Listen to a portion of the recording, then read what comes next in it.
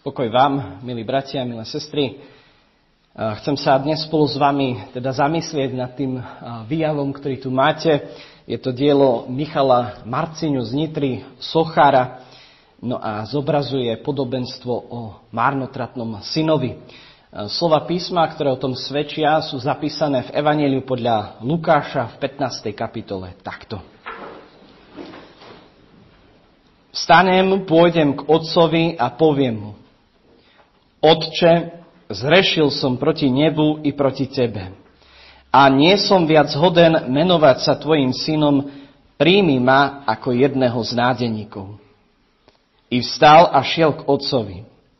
Keď bol ešte ďaleko, uvidel ho otec, zľutoval sa, pribehol, padol mu okolo krku a vyboskával ho.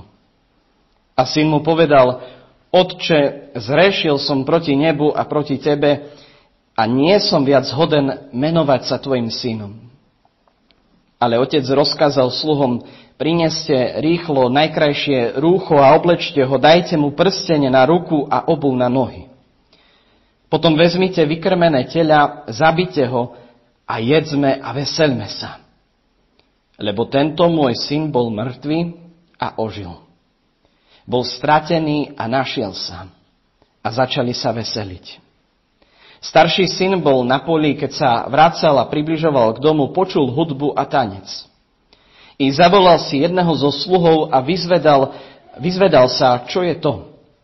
A ten mu povedal: prišiel ti brat a otec zabil vykrmené teľa, že ho dostal zdravého. Na to sa tento nahneval a nechcel vojsť. Ale otec vyšiel a prehováral ho.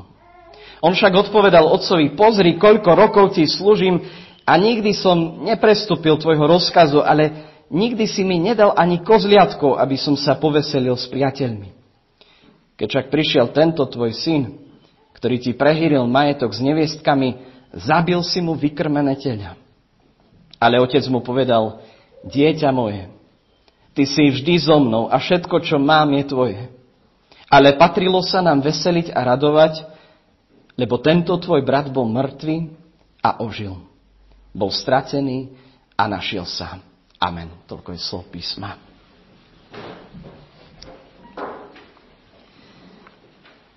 Milí bratia, milé sestry, keď som sa pripravoval na dnešnú kázeň a čítal som si o márnotratnom synovi, zistil som, že rôzni tí výkladači dávajú tomuto podobenstvu rôzne názvy. A dokonca som narazil na taký názov, že to podobenstvo nazvali ako podobenstvo o drzom synovi. Iní teda hovorili o stratenom, my hovoríme o márnotratnom synovi. Našiel som dokonca, že zhýralý syn, ale našiel som aj názvy ako o láskavom otcovi alebo podobenstvo o dvoch bratoch. Viete, názvy podobenstva Pána Ježiša, ktoré som našiel, keď som si študoval prečítaný text, tak v podstate každý z týchto názvov vystihuje rôznu tú časť toho príbehu. A príbeh by sme mohli dnes nazvať takými 6 názvami. A prvý by mohol naozaj znieť názvom o drzom synovi. V tej časti biblického textu, ktorý som neprečítal, pretože som nechcel teda čítať úplne celý ten biblický text, ale verím, že ho veľmi dobre poznáme. Syn príde za otcom a žiada svojho otca ešte predtým, než zomrie, o dedičstvo. Požaduje niečo, čo by mal dostať až po otcovej smrti. A následne by príbeh mohol dostať názov ako o zhýralom synovi, márnotratnom. Pretože vidíme, ako rozhadzuje peniaze, ktoré dostal od otca. A ďalej by som príbeh nazval tretím názvom ako stratený, ponížený syn, ktorý pasie prasatá, svine a dokonca si žiada naplniť brucho odpadkami, ktorými sa tie svine živili. A to by som sa pozastavil. Stratený syn. Možno ste toto leto, niektorí z vás leteli lietadlom, možno to niekoho ešte toto leto čaká. Ale viete, že ak sedíme na palube lietadla a sme vo vzduchu, tak nepocítime na palube ak pilot nasmeruje lietadlo o pár stupňov iným smerom. Cítime tie manévre, keď lietadlo vzlieta, cítime tie manévre, keď lietadlo pristáva, ale necítime manévre, keď sme už vysoko nad oblakami, necítime, či lietadlo trošku záhne doprava alebo doľava o pár stupňov. Ale aj ten jeden stupeň, aj tá maličká odchýlka smeru toho lietadla spôsobí, že po tisíckach ďalších kilometrov skončíme v úplne inej destinácii, než by sme si prijali. Malá odchýlka, ale spôsobí minutie sa cieľu. A taký je, bratia a sestry, aj hriech. Podľa našej evanjelickej teológie nezáleží, či je v ľudských očiach malý alebo veľký, každý nás odchyľuje od cieľa. A nám je možno trošku ťažké stotožniť sa s tým strateným synom. Nie sme možno ani zhýrali, ani nežiadame dedičstvo od otca, nie sme odkazaní na odpadky, nie sme ani pastiermi sviň. Stratený syn urobil takú veľkú odchýlku vo svojom živote. Ako by to jeho pomyselné lietadlo života rýchlo zahlo, rýchlo zmenilo smer. A tak sa ocitol úplne neželanej destinácii veľmi rýchlo. Avšak aj naše malé odchýlky, zmeny o pár stupňov pri dostatočnom čase urobia podobný efekt ako zablúdené lietadlo. Zavedú nás do nesprávnej destinácie, spôsobia minutie sa cieľu. A možno si pamätáte z teológie, keď sme sa učili na gréčtine, slovo hamartia, grécky, doslova znamená minutie sa cieľu. Míňame sa cieľu, pre ktorý nás Pán Boh stvoril. A preto príbeh o stratenom synovi býva aj našim príbehom. Aj keď sme neurobili tak veľký manéver ako stratený syn v našom príbehu. Stačí, keď sa odchýlime o pár stupňov a po určitom čase to spôsobí minutie sa cieľu. Ďalej môže príbeh niesť názov ako návrat. Syn sa najprv ale navratil k sebe. Začal sa so sebou samým rozprávať. Uvedomí si svoje poblúdenie a potom sa navratí aj k otcovi. A toto môže byť tiež náš dnešný názov nášho príbehu, kapitoly nášho života. Návrat k sebe znamená uznať samého seba za človeka odsudzeného. Za človeka v cudzej krajine, alebo mieriaceho do cudzej krajiny. Zblúdeného, alebo odbočujúceho. Toto sa deje, bratia a sestry, v pokáni, v metanoji, zmene myslenia, keď nám ide o snahu posunúť náš kurz, náš smer opäť k Otcovi. Chceme ísť späť domov. Chceme to pomyselné lietadlo nasmerovať správnym smerom do cieľa. Chceme sa neminúť cieľu, pre ktorý nás Pán Boh stvoril. Ďalší názov príbehu nesie názov Láskavý, milosrdný otec, ten v strede. Otec, ktorý sa poníži. My dobre vieme, že ten beh toho otca, to je poníženie, že teda patriarchálna spoločnosť, hlava rodiny, a on sa rozbehne oproti svojmu synovi. Otec, ktorý svojmu synovi nedá ani priestor na prejav akéhosi pokania. Nedá mu priestor na skutky zadozučinenia. Otec mu nepovie, tak teraz sa pomodli 10 očenášov a bude ti odpustené. Nepovie mu, choď na pole odrobiť to, čo si vzal. Objíme svojho syna a teší sa z toho, že sa vrátil domov. A to stačí. Stačí, že chcel ísť späť. Že sa chcel vrátiť k otcovi. Že chce byť s ním, že chce byť doma, že chce byť v cirkvi, že chce byť v rodine. Pre zaujímavosť, kde si som čítal, že ten prsteň, ktorý mu otec navlieka, tak symbolizuje, že je znovu synom. Obuv, ktorú mu obúva, symbolizuje, že je znova slobodný a že teda už nekráča po chodničkách hriechu. A šaty, do ktorých ho oblieka, symbolizujú, že je na správnom mieste. Ďalej príbeh môže dostať názov o 2 synoch. Alebo o žiarlivom synovi a podobne. To je ten syn, ktorý je otočený otcovi chrbtom. Syn žiarlivý, ktorý zrejme predstavuje zákonníkov a farizejov, ktorí neboli spokojní s tým, že Pán Ježiš sa rozpráva a príjma neviestky, colníkov, hriešnikov. Im ponúkal Pán Ježiš návrat a odpustenie. A v tejto časti príbehu, mňa táto časť príbehu fascinuje a vždy si predstavím jednu vec. A skúste si to dnes predstaviť spolu so mnou. Ten brat ide domov. Zubožený, bol stratený, otrhaný, chudobný, pripravený slúžiť, stať sa tým najnejším sluhom pri otcovi, teda jeho nádeníkom.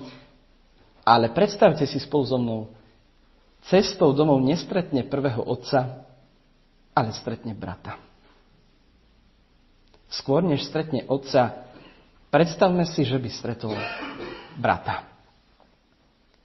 A tak žiaľ, ľudia prichádzajú aj v dnešnej dobe do cirkvi, vidia, nájdu to ľudské, stretnú sa s bratmi, narazia na ich nedostatky, ale nedostanú sa k otcovi. Len si predstavme, že by napríklad prví kresťania neprijali Saula, apoštola Pavla. Že by skôr, než narazil na zjavenie Pána Ježiša, Pána Boha, narazil by na tých kresťanov z Damasku.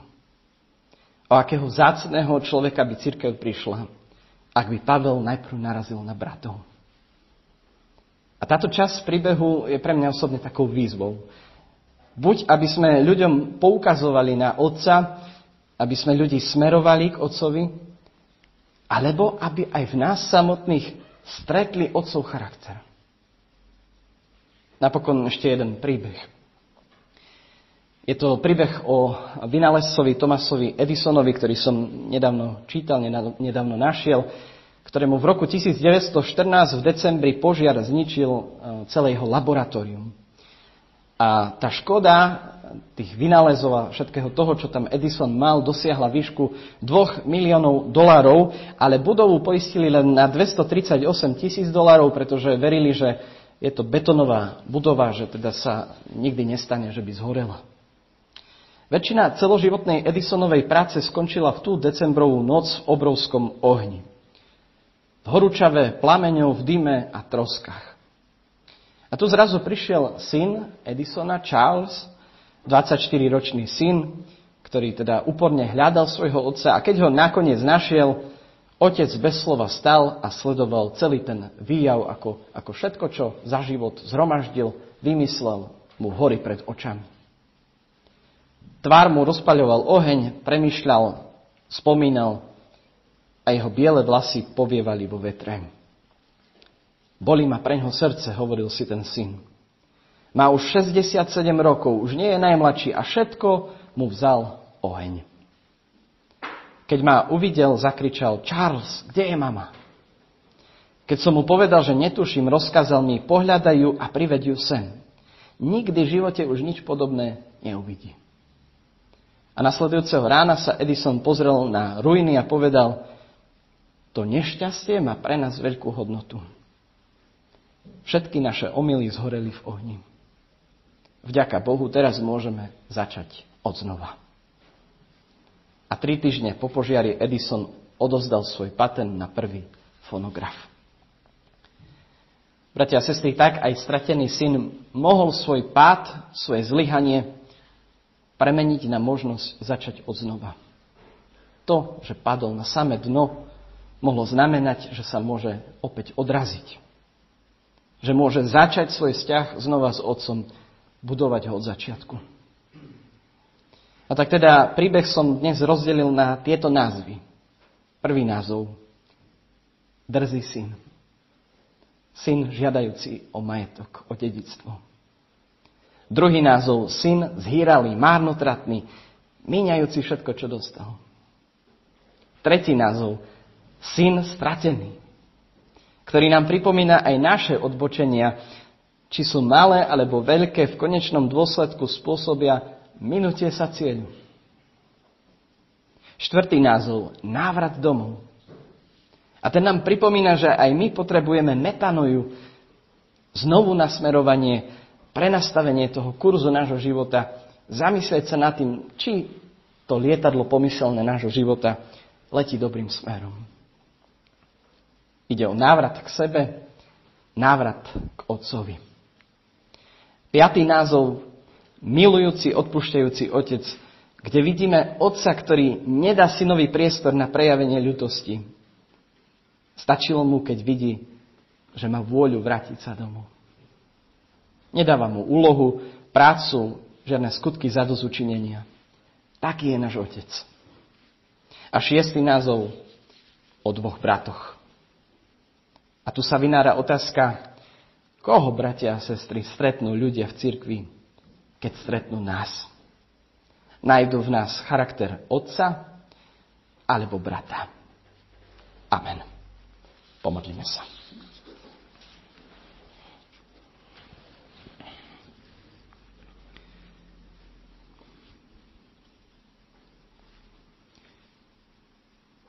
Oče nebeský, Otec dobrý, ďakujeme Ti, že nám aj dnes dávaš možnosť pozastavenia, že si dal možnosť takéhoto kajúceho dňa, možnosť možno tak zmeniť smerovanie, kurz našich životov, zamyslieť sa nad tým, kam ideme, kde možno vychyľujeme, odbočujeme, nehľadáme Tvoju vôľu, ale svoju vlastnú.